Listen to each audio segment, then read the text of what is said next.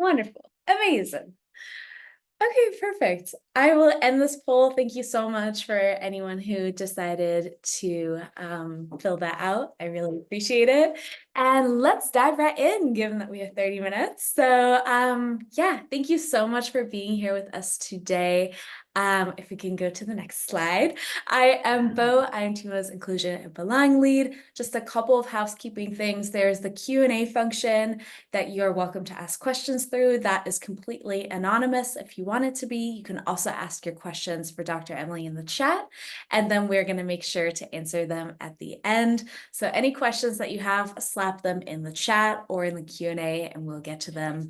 You are also going to receive a recording as well as the slides tomorrow, so there's no need to frantically take notes if you don't want to, or if you have to pop out at any point, you will get all the slides and all the information that we're going to share with you today. And yeah, there is the option to engage in the chat. We love seeing folks engage in the chat, but I just want to name that that is completely optional. If you find it distracting or anything, you are more than welcome to not engage in the chat and to just close that. Yeah. A tiny little bit of an introduction to Tiimo. We're a woman-founded, award-winning planning platform for neurodivergent folks, and we were founded in 2015 as a result of a university research project, actually supporting neurodivergent teens. A little fun fact there. We are now in over 150 countries supporting neurodivergent folks plus of all ages. And yeah, really here to support folks and families in their planning journeys. So speaking of families, what a beautiful segue, Bo. I'm so excited to welcome Dr. Emily King with us here today. We are so thrilled to have her. She is English is hard, a child psychologist who has spent over 20 years working with neurodivergent children and teens. She earned her Ph.D. in school psychology from the University of North Carolina at Chapel Hill and has contributed to research at the Frank Porter Graham Child Development Institute.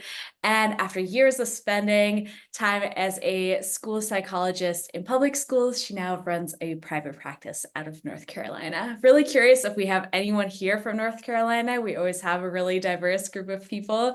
So if you want to share where you're joining us from, you're welcome to do that in the chat. But yeah, as we have the expert here who, spends her days supporting neurodivergent youth and their families, I'm going to hand it over to her. And yeah, just a reminder, any questions in the Q&A, and we'll get to them at the end. All righty, the floor is all yours.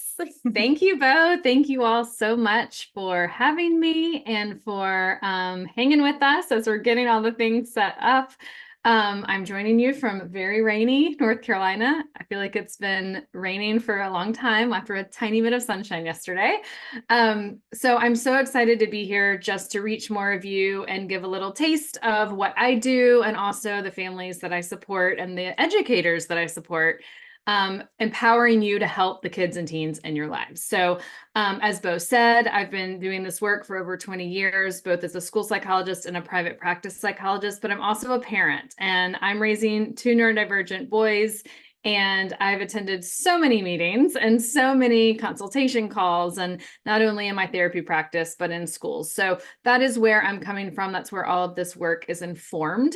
And I just have a passion for helping us all understand that there's no one way to raise a child. There's no one way to do the one thing that will be the right thing. It is all doing what is best for that child because they are all so diverse in their needs. So I want to start with just what is neurodiversity and how's that different from neurodivergent?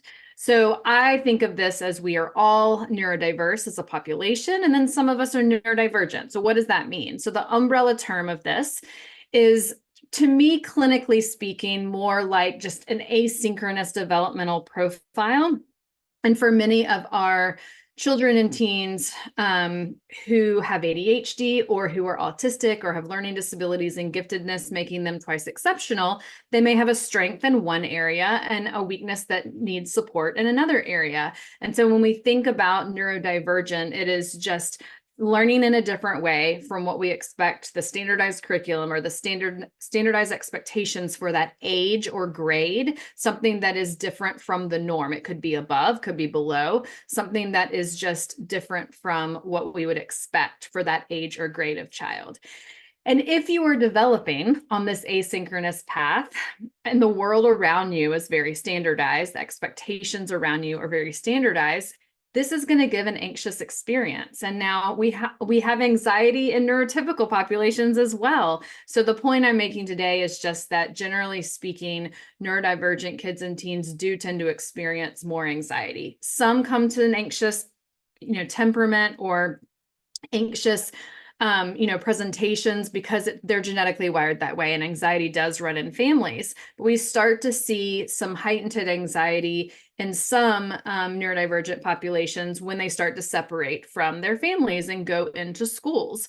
And then we have to support that transition from the parent being the co-regulator to a teacher or a daycare worker being the co-regulator.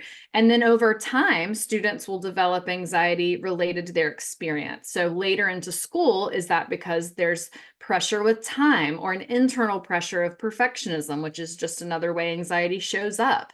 Most of us are the most used to anxiety being related to worries or fears, but that's only one type of anxiety. So kids around the 8 to 10 age range will start to have irrational fears about the scary things they're learning about in the world because they're not quite old enough to feel safe from it, but they're old enough to be aware of it.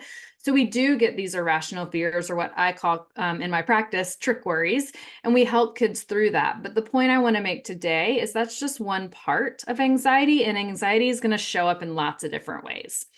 One of the common ways that anxiety will show up in young neurodivergent kids and even older neurodivergent kids, especially autistic children and teens, is through their sensory processing. And if you think about it, we are all born just as these these motor sensory little beings that we can't communicate with words yet, and we can't move independently, but babies feel, and babies, once they get motor control, they can turn towards things that make them feel better. And so when you're starting to think about sensory processing for young children, think about if a child is a sensory seeker, they're seeking out lots of input and they have high energy and they're running and crashing, or they sensory avoiders, which tends to be more aligned with anxiety of, I don't want to touch that, that makes me feel overwhelmed. There's a sensitivity to one of their senses. And I'm not talking just about our 5 senses that we know about, but also these other 3 big words that occupational therapists use: proprioceptive, vestibular, and interoceptive. So thinking about the pressure on our body, our balance in space, and then our interoception is our internal body cues of hunger, pain, using the bathroom. These are all things that we have to sense to get a need met. And so when we're thinking about behavior or resistance or anxiety, we first want to think about, is this child or teen's sensory needs met? Are they hungry? Are they tired? Is something overwhelming from a sensory standpoint that we could reduce? Because many times we can reduce some of those things.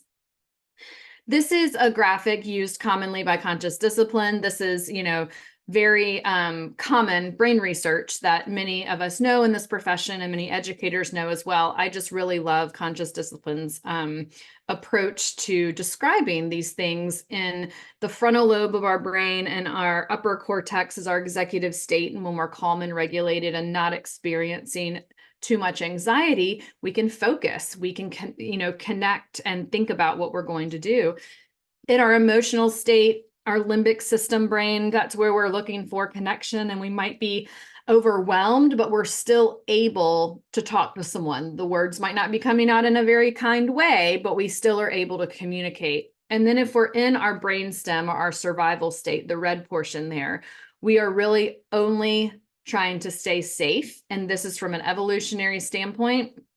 If we were being chased by a tiger, we would be in our survival state, and our body is going to do things to kick in to keep us alive.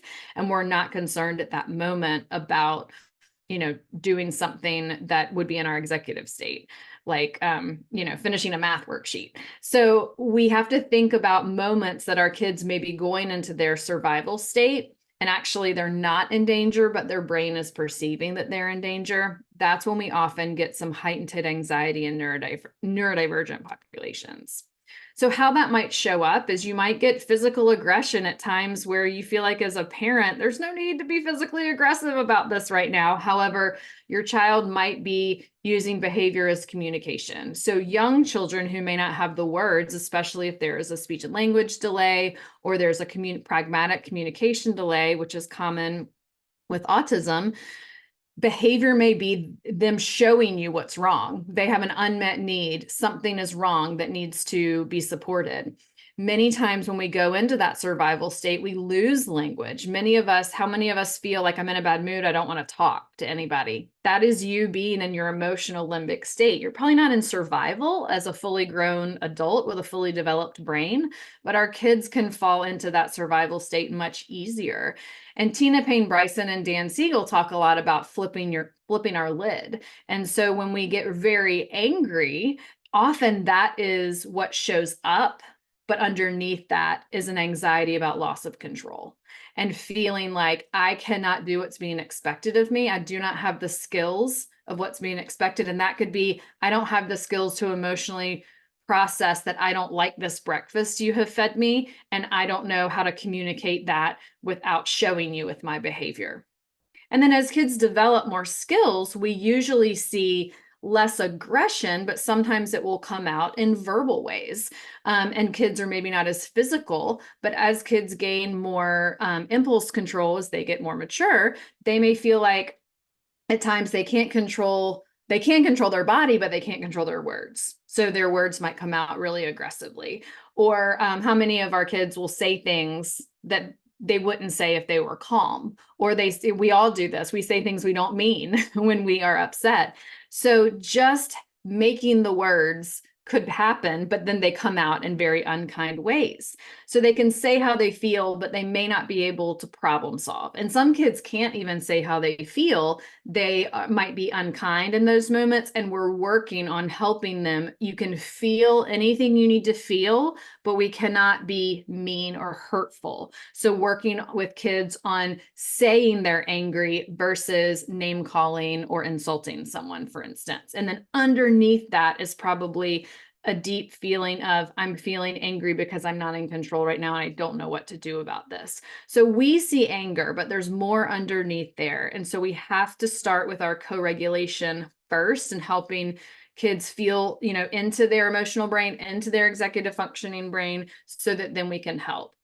Another way that anxiety is going to show up is an avoidance. So if a child is not aggressive, so they're able to regulate their body and have control over their body, they still might avoid and not be able to do the thing. So sometimes when we see kids being non-compliant or choosing not to, sometimes that is if they're looking at us and checking for a reaction. Sometimes that's true, but oftentimes it can be that they're in a stress state and they just can't feel like they don't feel like they can do it. They may be overwhelmed from a sensory standpoint, which is more sensitive to them, or they could have a social anxiety happening because they don't have the social skills around that. So the attention span that they have may not fit what they're being asked to do, and the stamina of the moment and the processing speed that's being asked, something feels too overwhelming. And so I usually use this graphic to further explain that, which is let's think of this for a second, just like an academic skill. The expectation to read is up here and my skill level to read is down here. I'm going to have that level of anxiety about reading. Foreign language is another good example for teenagers. If you plopped me down in a classroom in a country where I did not speak the language, I would have anxiety about communicating, not because I wasn't trying hard enough, but because my skill level wasn't at all matching the expectation. Now, I will caveat this to say we need a little bit of anxiety to give us motivation, to propel us into caring about something that we want to do more of. But if the anxiety is so big that we can't get started, that's a problem. So we either adjust the expectation temporarily, or we can raise the skill level to find that just right zone or size of the anxiety. So how do we figure out where our kids' anxiety is coming from? So to just name a few triggers to start thinking about, Are they refusing school? And does it have to do with transitions? Is once they get to school, is it fine? It's just the transition. Or have I had to set a limit and they are having trouble just emotionally processing that limit? And that's the trigger. Or is something too hard and too effortful and I need to provide more support and maybe adjust expectations in terms of time frame, or in terms of what is being expected of them. And is there any social or relational stress or conflict that's adding to this situation? And that usually comes up when you're looking for patterns of, do they have more or less anxiety with certain people when different people are involved? And so let's say you figured out the trigger, but you're also wanting to look for patterns. So is there a time of day that it's, more or less common? Is there always anxiety at bedtime, or is there always anxiety in the morning? We also don't want to think just about time or person or place. We want to think about a child's internal state. So I often like to remind families of using HALT, which is hunger, anger, loneliness, and tired, to think about these are body states that we need to stay emotionally regulated. And when one is out of homeostasis, we really struggle to process stress that's going on around us. So we need to think about what are the things going on inside our child and around our child that could become patterns to things that we can't just ask them to white knuckle it and will their way through it. We also need to help change the environment around them to help them process this anxiety and to lower that level of anxiety. So let's say you found the trigger, you figured it out. Then we've got to decide, is working on this now worth it? And what I mean by that is you may figure out the trigger and realize, I know why this is happening, but I don't think my child's skill level developmentally, or maybe the environment around them, is anywhere close to this being successful. And so we may want to reduce demands rather than ask our child to do that. Or maybe we do feel like our child is capable of pushing through a little bit, and where they're just right at that zone of being able to do something, and it's just an inconsistent processing of emotions. So maybe we switch things up and change out for a different person or a different time of day. We problem solve around helping them make some progress so that we don't fall into patterns of always avoiding. However, there will be times where you decide, we're not ready to work on this yet, and you can eliminate the stressor for now until you feel like later, I think my child can do this. This is especially true for tweens and teens. And we have to really collaboratively work with our tweens and teens because they have opinions about what works for them, what they're interested in. And while we can reduce demands for young children, we really need to find a balance as children get older of how can we increase support and increase connection and incorporate their interests to really encourage them to move forward in their development and independence. So a few ideas for reducing demands is for families especially is just canceling stuff. This is really hard for so many of us to do, but it is okay to go back on your word and say, you know what? We need to be home tomorrow, and that's going to be okay. So you have my permission. Prioritizing sleep and play. It helps us reorient. It helps us organize ourselves and get back to connection. Just slowing down the pace, working together, and incorporating your kids' interest into what you're trying to teach. And so when we think about increasing supports, making things visual is so helpful, especially for ADHD brains that might struggle to hold all that information in their mind to complete the task. They can just come back and check the lists, making things routine so you don't have to remember something that's new. It's just you're on autopilot. It's the same every time. Adding structure, which increases predictability and reduces anxiety about what's going to happen next because it's predictable. They know what's coming.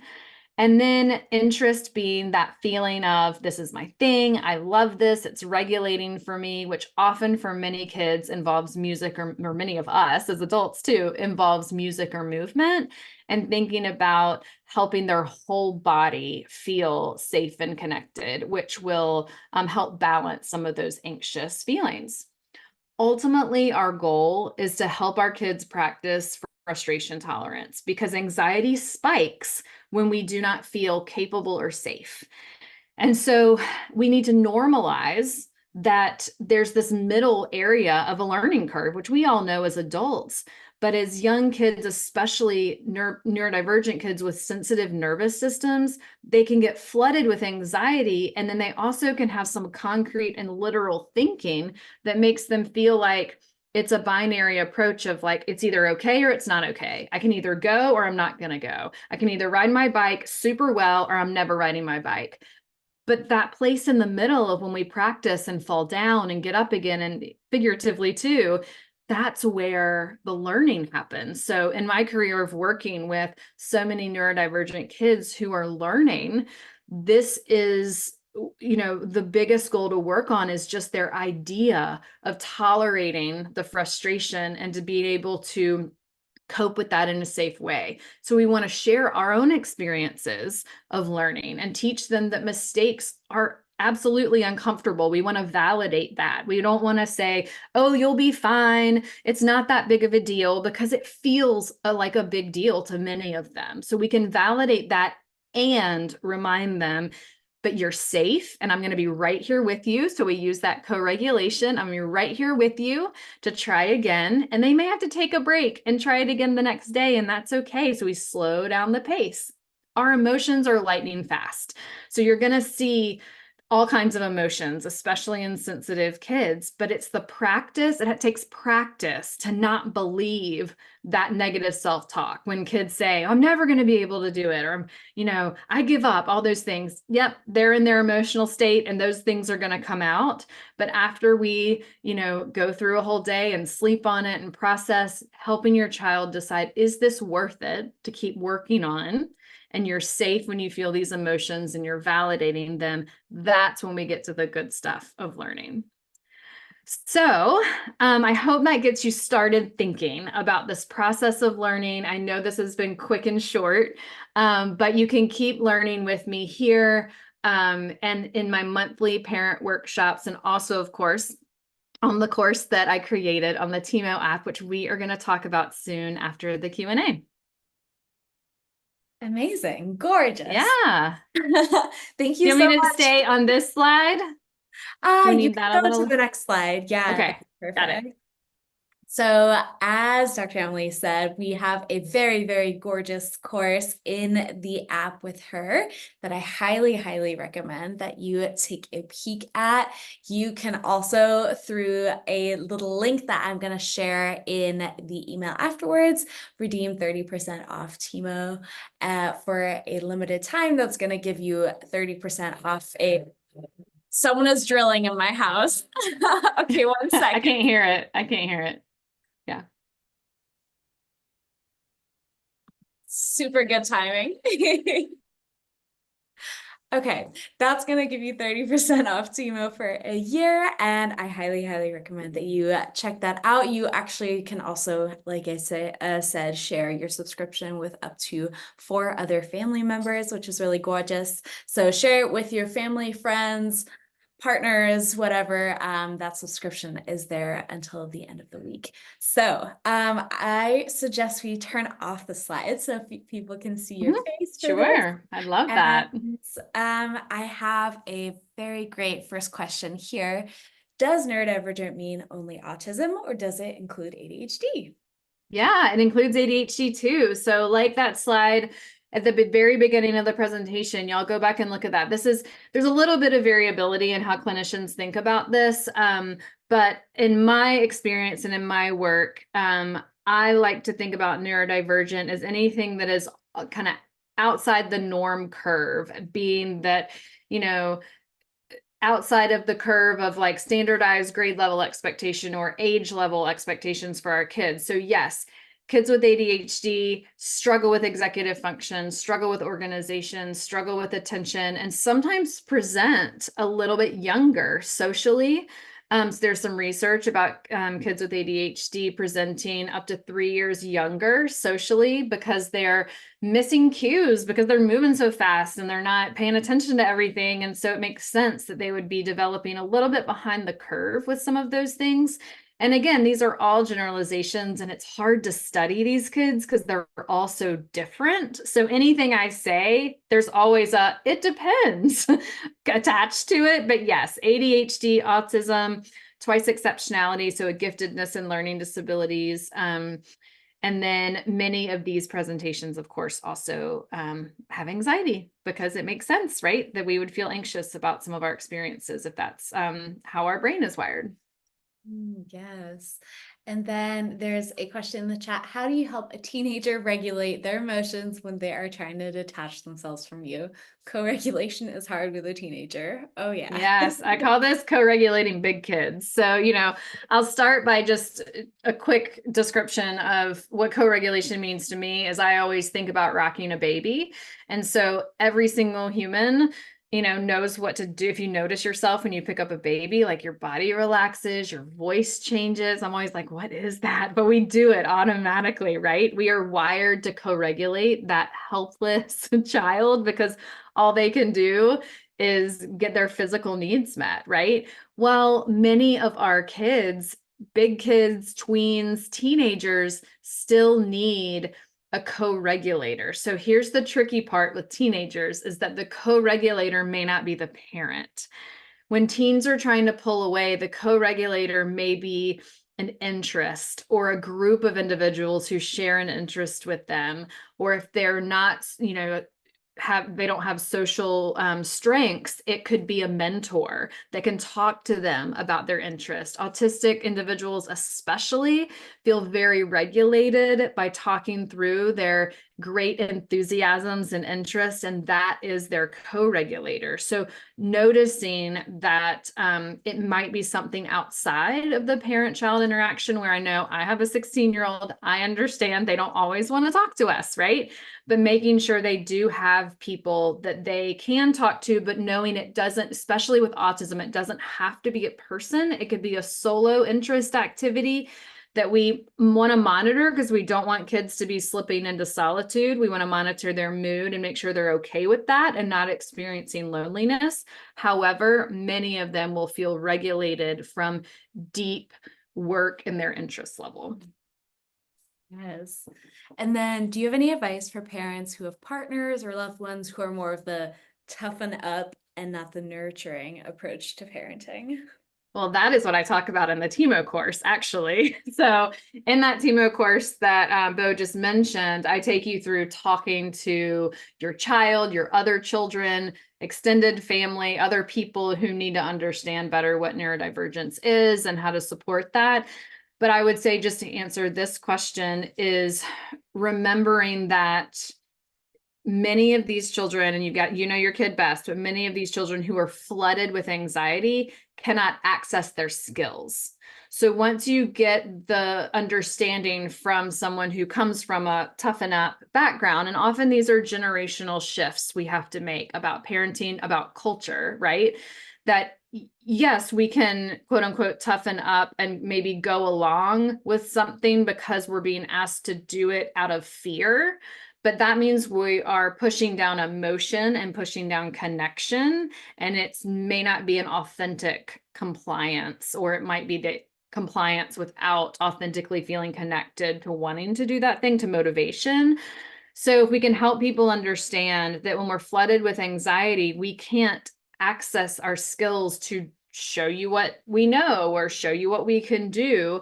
So that the toughen up type of mindset often is fear-based and often dismisses some of the connection and skills that kids have that we want to encourage. And then what is your opinion on using medication to support a neurodivergent teen and managing their anxiety? Is this something worth exploring? Yeah, I think that it is worth exploring with your medical provider. Start by talking to your pediatrician or your general practitioner to see if they have answers for you. Sometimes general medical doctors feel like they want a specialist involved who understands autism or ADHD beyond just treating ADHD, for instance, because when you're treating let's say ADHD and anxiety, it can get tricky with medication, and you want someone who has experience with if your child is autistic, you want someone who has experience with anxiety medications and autism. Or if you have a child with ADHD or a teen with ADHD, you want someone who's experienced with anxiety medications and for ADHD individuals. So there's so much complexity to this, but I do think it's worth pursuing if that's on your mind. I always say to my families, you can go to an appointment with a medical doctor just to get your questions answered and gather this information. You ultimately and your medical provider will decide what is the best thing to do. Yes. And I'm seeing here there is going to be a recording and you're also going to get the slides. So no worries if you're late.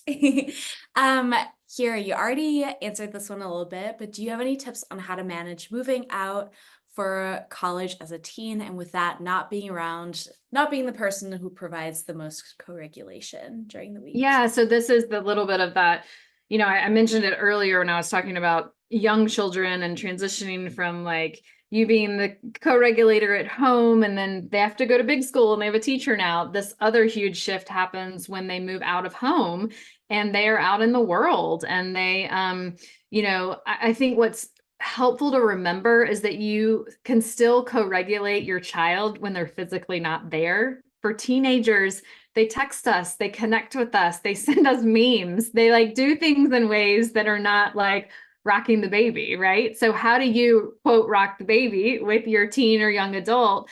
If you have, certain things that both make you laugh together, that's rocking the baby. So if you're having fun and laughing, or if you're checking in on your teen or they're checking in on you, there are ways to keep that communication up, that you're not physically together, or you might feel like I need to check in to make sure they know what to do. But once our teens get into like high school age, young adult, we want them expanding their network of helpers. We want them having mentors and coaches and teachers that they reach out to in addition to us, because that's what we all do in our adult life. Is like sometimes we may ask a parent or a family member for advice, but also we start thinking about other people we know. It could be colleagues, it could be friends that we know. We want them to start thinking about where they need help and how they can access that.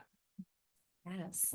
And then how can you tell a nonverbal child's unmet needs or frustrations? Yes.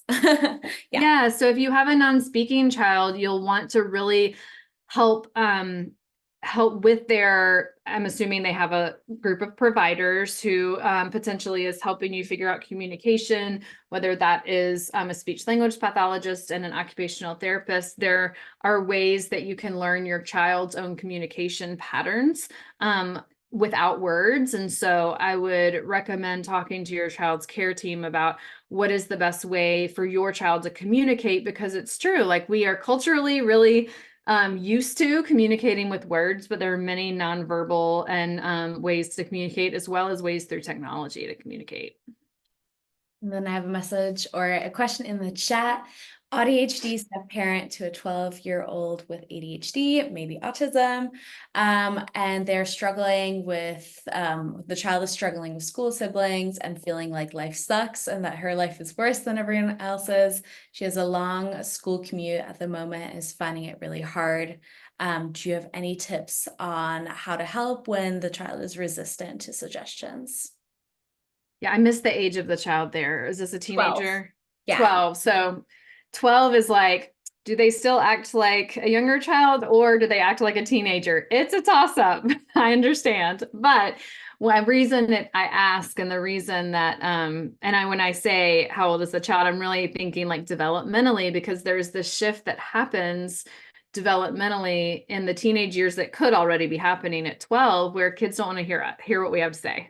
They don't want to take advice because they have their own opinions about things.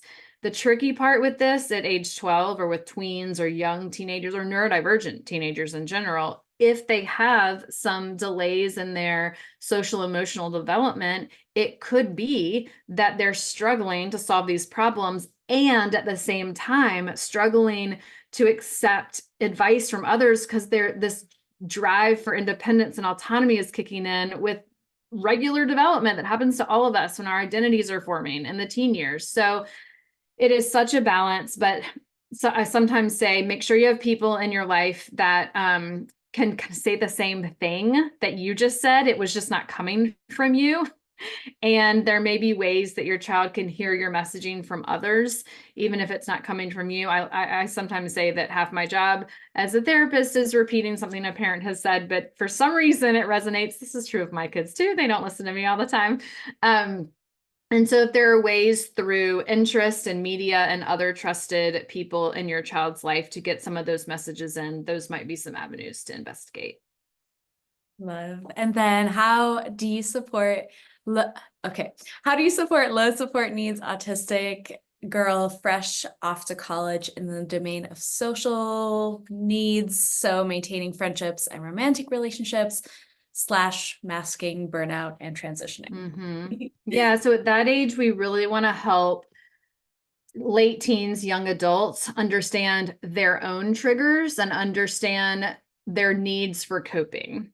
And, you know, this is a huge barrier to independence, is that we want to help our kids be able to say, I should not do this task until I've had a good night's sleep, or I should not go out to this whatever because I haven't eaten yet. You know, what are the things that her body needs, that her sensory system needs, and helping her recognize those things, or just helping recognize if you hear a lot of complaining, or you hear a lot of, I can't do it, or I don't want to do it, or it's boring, kind of these generalizations of negativity, really helping dig into what's going on. Like, how does that feel? If there are some interoception weaknesses, like I mentioned earlier, of struggling to feel your body, that's work that occupational therapists often do with kids, and helping kids feel, like, understand when they feel tired and feel hungry and feel overwhelmed.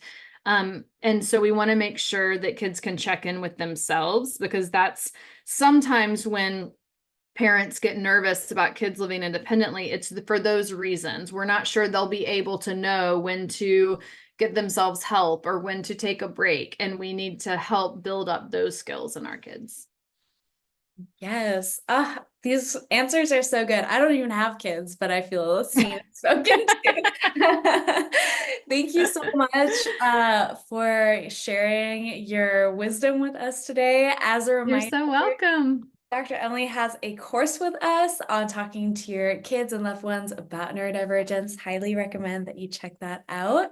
And do you want to share where folks can find you and your work if they want to? Absolutely. So you can just go to learnwithdremily.com. That QR code I put up earlier in the slides, it's going to take you to my Substack, where I host blogs that are all free. And then I host paid workshops the first Friday of the month. But on my website, learnwithdremily.com, I also have resources for school speaking, because I often come to schools and do professional development for teachers, as well as there is a parent course on there if you want to view something, or new to this journey and you really just need to view something of like, what do I do? That is there for you. And then, of course, you'll find my podcast and my blogs both on that Substack link. And we're definitely going to make sure to include all those links in the follow-up email as well. So if you missed any of that, it's going to be in your inbox tomorrow. So take a look. Also check your spam if you don't see it by like 12 hours from now, because sometimes it ends up there. But thank you all so much for joining us. This was, a little bit different from some of the other live events that we've had, but if it resonated and if it's something that you want to see again, definitely let us know, because we love to create content and resources that resonate with people. So thank you so much for joining us. Thank you, Dr. Emily. It was so You're nice. so welcome. Thanks for having me. Yeah, wishing y'all a good rest of your day. All right. Bye, everyone. Bye.